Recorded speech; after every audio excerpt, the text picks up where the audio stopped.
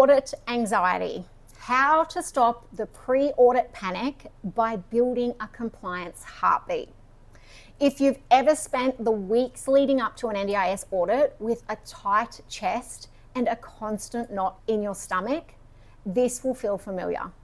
The late nights, the sudden urgency to fix files that haven't been touched in months, the quiet fear that your heart-led business might be pulled apart by a spreadsheet. If that's you, this isn't a sign you're bad at leadership. It's a sign your business doesn't have a system yet. Most audit anxiety doesn't come from a lack of care. It comes from a lack of structure. Audits don't fail because people don't care enough. They fail because the work is being held together by memory, goodwill, and last-minute effort instead of a steady system. We treat audits like a once every few years medical emergency. Something to panic about, something to survive, something to recover from. But audits were never meant to feel like that.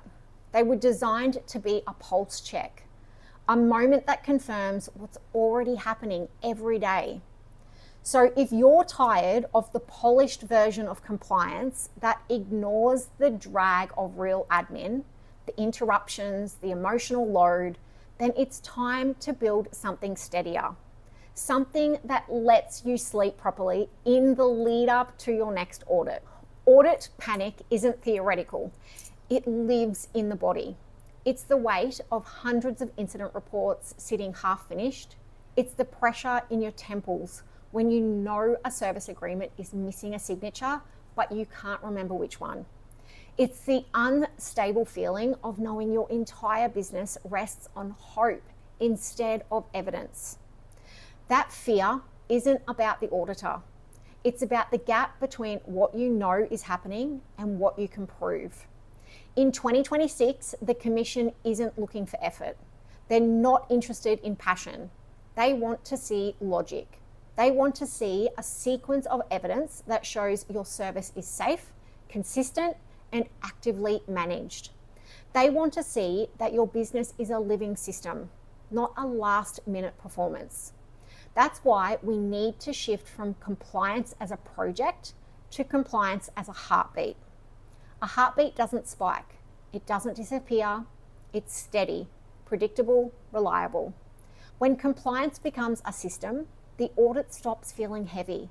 It becomes a confirmation of work already done.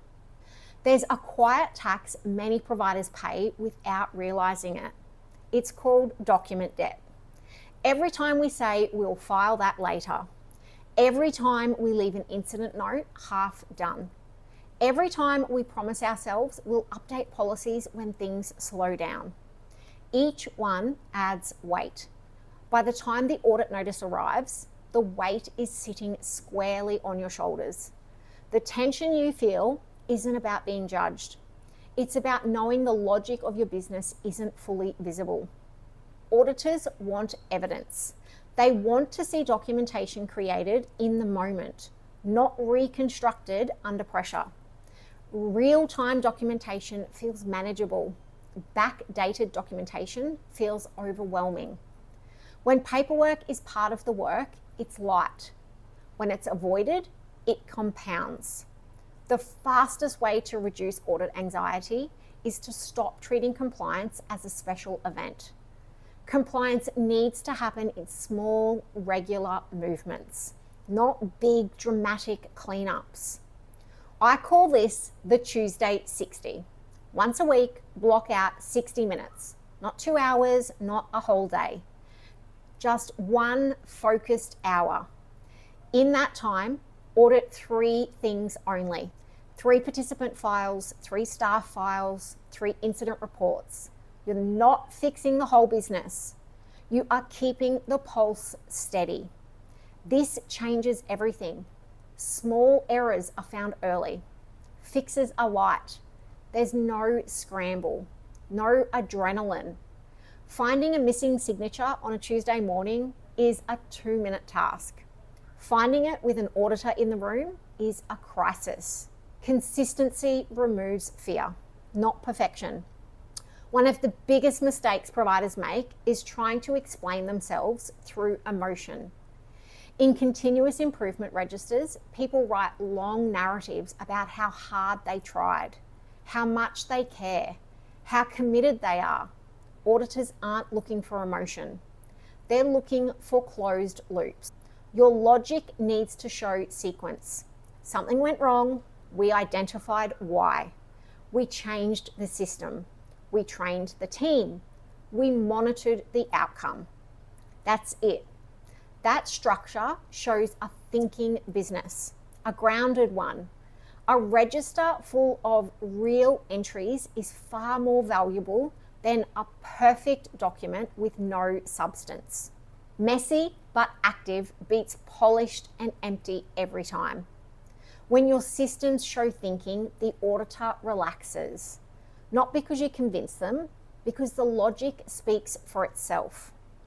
6 months before your audit, run a mock audit, not as a paperwork exercise, as a sensory check.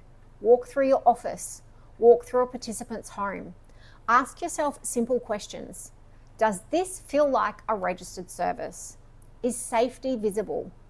Do staff sound confident or rehearsed? Can information be found quickly?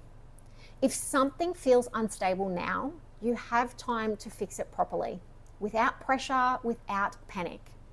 A mock audit removes the fear from the real one. It turns the auditor into a witness rather than a threat. Passing the audit isn't the goal. Stability is. The providers who scramble for weeks before an audit often pass, but they lose something else. Their staff see the chaos. They feel the pressure. They burn out.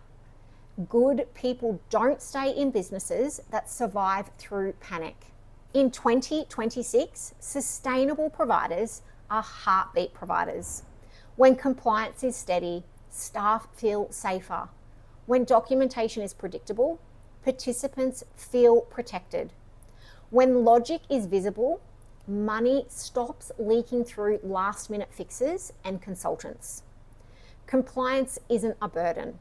It's the structure that allows everything else to function. Without it, the business relies on personal sacrifice, and that never lasts.